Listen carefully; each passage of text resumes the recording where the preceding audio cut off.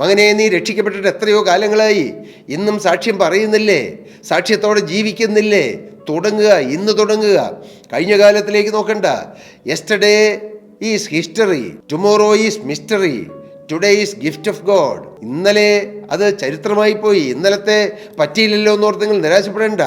എനിക്ക് ദൈവവേല ചെയ്യാൻ പറ്റിയില്ലല്ലോ, നല്ല കാലങ്ങൾ നഷ്ടപ്പെടുത്തി കളഞ്ഞല്ലോ, നിങ്ങൾ നിരാശപ്പെടേണ്ട.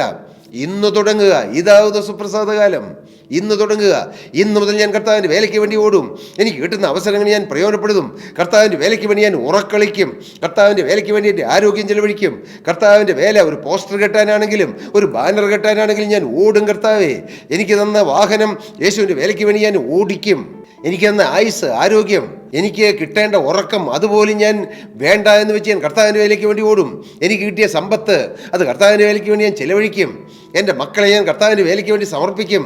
അങ്ങനെ നിങ്ങൾക്കുള്ള വിഭവങ്ങൾ, നിങ്ങളുടെ സമയം, നിങ്ങളുടെ സ്വാധീനം, നിങ്ങളുടെ ഭവനങ്ങൾ യേശുവിന് വേണ്ടി തുറക്കണം. നിങ്ങൾക്കൊരു വീടില്ലേ പ്രിയരെ? ഒരുപക്ഷെ വാടകയ്ക്ക് എടുക്കുന്ന വീടാണെങ്കിലും നിങ്ങൾ യേശുവിന് വേണ്ടി തുറക്കണം. യേശുവിൻ്റെ മക്കൾ വന്ന് അവിടെ നിന്ന് പ്രാർത്ഥിക്കാൻ, അവർ ഒരുമിച്ച് കൂടി കൂട്ടായ്മ ആചരിപ്പാൻ തുറക്കണം. ഇതെല്ലാം ദൈവവേലയുടെ ഭാഗമാണ്.